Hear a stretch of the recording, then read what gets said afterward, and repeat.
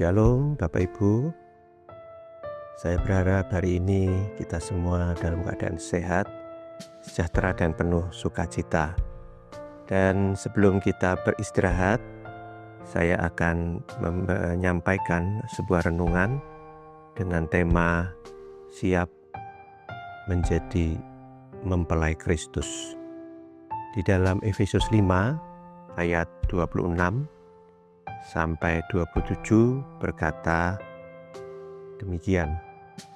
Untuk menguduskannya, sesudah ia menyucikannya dengan memandikannya dengan air dan firman, supaya dengan demikian ia menempatkan jemaat di hadapan dirinya dengan cemerlang, tanpa cacat atau kerut atau yang serupa itu, tetapi supaya jemaat kudus dan tidak bercela. Satu hal yang perlu kita renungkan bersama-sama, bahwa kematian Kristus di atas kayu salib bukan hanya bertujuan untuk menghapus dosa-dosa kita, tetapi Tuhan ingin setelah kita mengalami penebusan, kita diampuni, maka Tuhan mempersiapkan kita menjadi mempelai Kristus. Itulah yang harus kita renungkan, dan itu sangat penting Bapak Ibu sekalian. Kalau kita tidak mengerti ini, maka kita akan menjadi orang-orang Kristen yang tanpa arah, tanpa sebuah tujuan yang pasti. Tetapi kalau kita ngerti bahwa setelah kita itu ditebus, saudara dan saya dipersiapkan menjadi mempelai Kristus, maka seperti mempelai pada umumnya, bahwa kita sebagai pria yang ingin mempersunting seorang wanita, tentunya kita ingin wanita yang cantik, wanita yang penuh dengan sopan santun, wanita yang baik.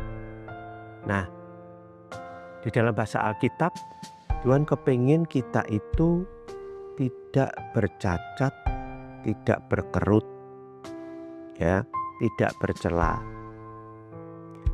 Oleh karena itu, saudara-saudara sekalian, di hari ini saya ingin menegaskan ini kepada kita semua.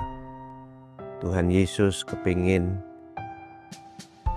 menjadikan kita mempelai yang tidak bercacat, tidak bercela.